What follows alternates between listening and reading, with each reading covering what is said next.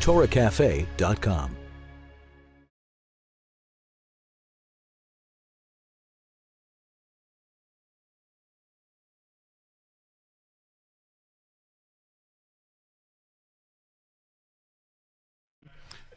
Suppose that in these economic hard times, that new area of practice for a law is to become a lawyer for a tobacco company, and it still strikes me as odd that anyone would defend such a person in any sense, morally or legally. Now, I don't mean, if a guy who is a lawyer for a tobacco company, is accused of being a horse thief. Yes, that person is entitled to a defense. But suppose you're a lawyer and you're working on the business side. For a tobacco company, you're helping to negotiate contracts with a grower, or you're vetting an ad strategy. Well, why is that ethically acceptable? You're just like any other person in the business who's abetting the production of a product that kills 400,000 people a year. Why don't you throw those people out of your profession? I don't think there's any interest in throwing people out of the profession. I don't understand why I'm here then. I didn't realize I can't operate under these limits. I was a summer associate many years ago at a now defunct law firm named Shea and Gould, whose largest client when I was there as a summer associate was Penthouse Magazine. That's what it was. And I didn't know this when I took the job. And I walked in on the first day and I said to the summer associate partner that I couldn't handle Penthouse matters for ethical reasons. And he looked at me and said, "You'll never get an offer from the firm." And I looked up and said, "That's okay. I was going to become an academic." And I worked there the summer, and I took home my paycheck. I didn't handle any Penthouse matters, and they didn't make me an offer, thank God. They're not in existence anymore, and I'm still here. But it seems to me... It seems to me that this is another one of these areas where a hard and fast rule doesn't work. Everybody is at some level entitled to a lawyer. The system works because every company and every person is entitled to a defense. We've made the decision as a nation that we're going to permit the sale of cigarettes. We have made that decision. And to then say this lawful product that's distributed to people who are aware of the risks are nonetheless not entitled to hire a lawyer seems inconsistent with the notion that this is a lawful product subject to government regulation. But I candidly recognize that the central ethical tool a lawyer has is a lawyer turns to clients and says, "No, I won't represent you." And that every client who comes into a firm has to come in through mutual consent. There is nothing wrong with a lawyer saying, although you are entitled to a lawyer, you're not entitled to me as your lawyer, and I'm not going to take you as a client. I think ethical lawyers stay away from certain kinds of representation, and that this, like competence, is self-policing. You make the decision as to what kinds of products and what kinds of activities you find reprehensible. The truth is that Penthouse also was a lawful company in a business that paid taxes and was subject to vigorous First Amendment protection. They were, if you asked them, in the business of free speech. Notwithstanding that fact, I didn't want to work on their free speech. But other people looked at Penthouse and said, "Oh yes, this is exactly the kind of free speech they want."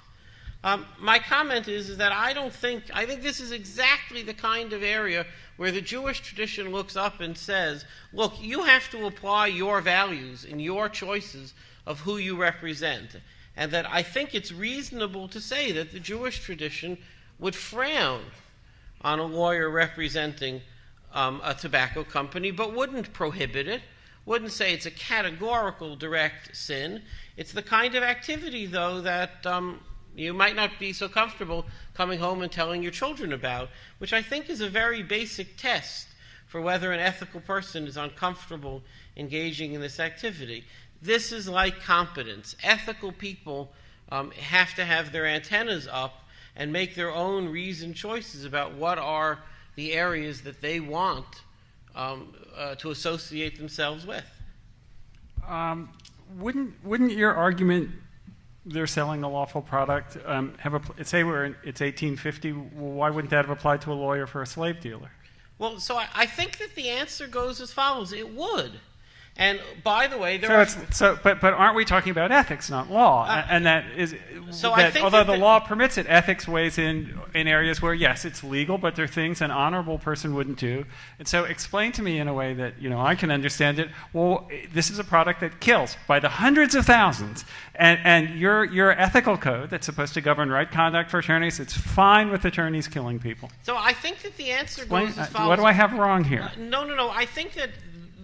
You don't have anything wrong exactly, but you've lost an element of degree and severity, which is cigarettes at the end of the day are a voluntary product. Well, sorry, I have to stop you there, and I think there's a vast amount of scientific knowledge that would argue the other way. It's an addictive drug that's heavily advertised. People undertake to smoke it themselves. Well, R.J. Reynolds would like that. It's a free choice argument. But I think you're going to find few people outside the tobacco industry who find that persuasive. Okay, truth be told, I'm not for that. I find it persuasive in the following sense. I think that to say that lawyers can't represent any client who has any ethical failings would be a very good rule in the ideal world, but there certainly would be no clients. I'm not talking about any ethical failures. I'm talking about the most extreme example of a toxic product I can think of. So I think that the most extreme example is slavery. Yeah, but that's the easy throwaway. That's how I'm luring you into my trap with the slave argument. We're all going to say, I would never represent a slave dealer. Let him find another lawyer. But I think you have to distinguish between the individual and the system. I think individual lawyers have to make these judgments based on their own individual code of ethics, but the system as a whole has to be essentially agnostic or it can't function. Well, but the system then fails because R.J. Reynolds has absolutely no trouble finding attorneys. The system is your ethical code is useless here. So I think that the answer then is that cigarettes have to be outlawed. Meaning if there's a deep societal consensus around what you're saying, and maybe there is, this is not a problem with representation. This is a problem with the underlying industry. Having made the societal decision that we are going to permit the sale of cigarettes, and perhaps that's a completely wrong decision, the pedal doesn't hit the metal in hiring an attorney. The pedal has to hit the metal in the underlying decision to allow the sale of the product. Then if your ethics code comes down to saying you can do anything that's legal, in what sense is it an ethics code? No, so I want to say as follows. I think the Jewish tradition thinks smoking is wrong, and I think it thinks representing... Moses not a smoker. I don't know what Moses was, but... I defer to your scholarship, but I haven't seen any pictures of Moses smoking. Okay, yes, I'll agree. I haven't seen any pictures of Moses smoking. We have a consensus about this. It seems to me that you have to decide not whether representing cigarette companies is proper, but you have to decide whether smoking is proper. Once we agree that smoking is improper, which you've decided is a foregone conclusion, is improper, then representing cigarette companies is of course improper as well.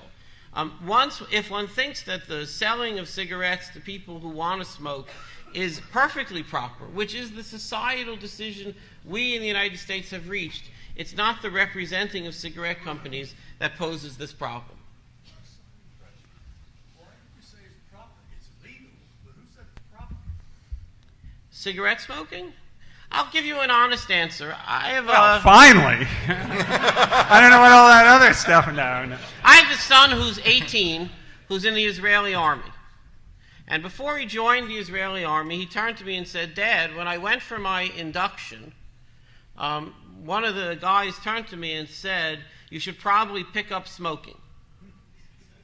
So my son turned to me and said, "Dad, why do you think you should pick up smoking?" "Should I pick up smoking?" I said, "Well, Aaron, why would you pick up smoking?" And he said, well, they turned to him and said, smoking is a moderate stimulant. And when you're on guard duty, a moderate stimulant is a very good thing. Now, it's true there are long-term bad consequences to smoking, but there are short-term bad consequences to falling asleep at your guard post that far outweigh the long-term bad consequences of cigarette smoking. So I turned to my 18-year-old son, who's a soldier, and I said, look, Aaron, you have to figure out for yourself how to balance these questions, because if you're old enough to join the Israeli army, you're old enough not to ask your father how to answer these questions. But there might well be people or situations, and let the record reflect the fact that I don't think anybody in this room should smoke. But there might well be situations where it's proper to smoke. Well, everybody knows that fighter pilots take amphetamines before they step in the plane, because the long-term consequences of amphetamines is far less than the short-term consequences of being shot down. That doesn't state a brief for you and me taking amphetamines. But we've made the decision that we as a society have made the decision, maybe the wrong one, that we're going to permit smoking. Maybe we should outlaw smoking. I don't have a problem with that. I personally am not at all a fan of smoking, would be perfectly comfortable with outlawing it and drinking too. But we've decided to keep the product legal. The burden thus doesn't fall on the lawyers. Go ahead. Talking about a theoretical problem about tobacco and slavery, but I think we can bring the problem much closer to home. Everybody, raise your hand if you've ever practiced criminal law. Raise your hand if you've ever represented somebody accused of homicide. Come on, raise your hand, Justin. We, as lawyers, represent clients who have done reprehensible things. It is a mistake from an ethical perspective to identify a lawyer with the client's activities. It is our responsibility as lawyers to represent the client as he comes to us. It is our right to choose not to represent that client, but it is not in any sense unethical to choose to represent a client who has done something unethical, illegal, or improper. And I'm not talking about the easy situation, relatively easy, where you're representing somebody who is accused of homicide and your defense is he didn't do it. That's an ethical cop-out because it's easy to say he's innocent. I represented somebody once who in fact killed another human being. He had a justification-type defense, but there was no getting around the fact that we were representing somebody and trying to do the best for him in a court of law, given the fact that he had killed another human being. I personally have no ethical problem with what I did. Neither do I. You're not engaging with my argument. I esteem criminal defense attorneys, and I said when I began that I will grant you that any tobacco employee brought up on some criminal charge absolutely entitled to a defense. I made a narrower case. The lawyer working for a tobacco company who is essentially performing a business function, you're helping negotiate contracts, you're vetting an ad campaign, you're performing those. No one's accused of anything. You're an ongoing part of their business operations. That, I think, is ethically untenable. I guess lawyers should not take on any unpopular cause. I'm not talking about unpopular causes. I'm talking about a product that unambiguously kills 400,000 people a year. It's as toxic as any legal product sold in America, and that's non-controversial. The Surgeon General's report came out in 1964. We've had 45 years to get used to that. But I think you're missing the point. That Well, I'm glad you'll show me the error of my way. Cigarettes, I'm not a smoker, but cigarettes are legal. If you're going to say lawyers shouldn't represent the cigarette company, then you should say that Walmart and all the retailers shouldn't sell the cigarettes. And the I do. And the farmers shouldn't grow the tobacco. He's going right to hell. And everything else. The fact of the matter is that it is a legal product. And then maybe the state shouldn't collect taxes on it, and you can run the whole gamut. You can't just pick out the lawyer in this whole chain of transaction from the planting of the seed, to the operating in the cancer ward. I mean, then you have can't to do explain that. to me in what sense you have an ethics code that says something other than if it's legal, we get to do it.